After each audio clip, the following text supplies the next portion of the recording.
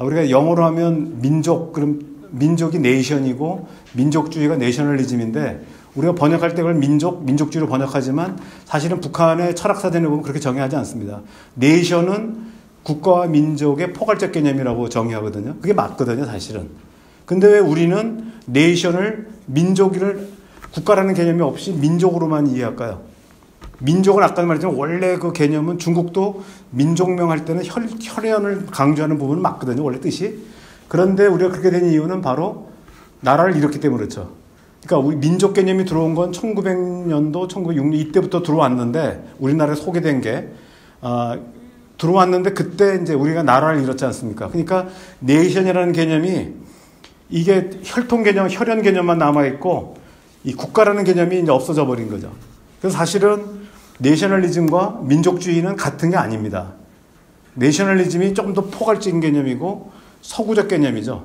그래서 서구는 옛날부터 여러 혈통들이 섞여서 살았기 때문에 기본적으로 그런 어떤 혈통 개념으로 따지질 않은 거죠. 국가라는 개념이 있고 그 중에서 약간 어떤 생활 양식, 문화의 차이를 가지고 구분하는 게 이제 민족이고 그렇게 돼 있는 거죠. 그래서 그런 면에서는 우리가 사실은 정확한 번역어가 마땅치는 않습니다. 그래서 우리가 보통 민족이라고 할 때 민족은 다분히 혈통적인 개념이고 네이션이라고 할 때는 혈통 플러스 국가.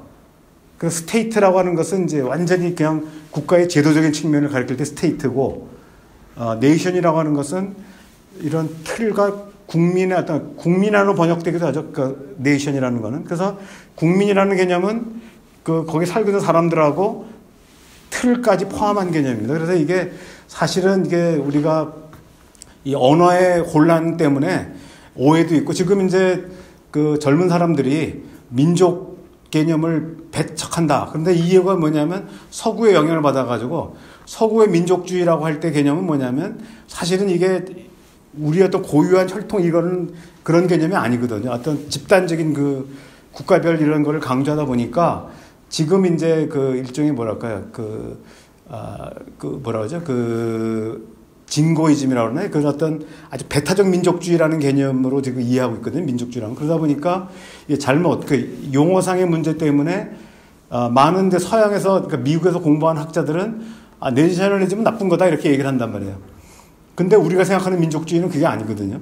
근데 이 개념상의 그 갭을 메꾸지 못하는 바람에 사실은 이런 혼란이 왔다고 생각합니다. 그래서 제가 그걸 정리해 보려고 굉장히 노력을 했는데 결국은 그래서 그래서 이제 나온 고민이 아까 한민족, 한인, 그 다음에 한국민 또는 한국인. 그러니까 국자가 들어가는 개념은 국적 개념이 들어갈 수밖에 없다는 것이고 그래서 우리가 이제 예를 들면 중국 같은 경우도 중화민족이란 말이 틀렸다고 얘기하는 사람도 있지만 사실은 그거는 중화민족이라고 하지만 여기서 말하는 중화민족은 사실은 중국의 영토에 살고 있는 여러 민족을 합친 개념이란 말이죠. 그래서 그 틀렸다고도 할 수 없는 겁니다. 학문적으로도.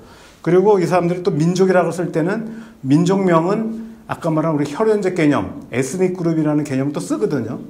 그래서 이게 개념을 사실은 제가 이거를 이제 정리하다가도 다시 책을 보다 보면 또 이게 겹치는 부분이 있어서 고치고 그러는데 아직은 제가 완성된 개념은 아닙니다만은 아무튼 우리가 코리안 그러면 그냥 뭉뚱그려서 얘기할 수는 있는데 코리안에 가장 가까운 개념은 한인입니다.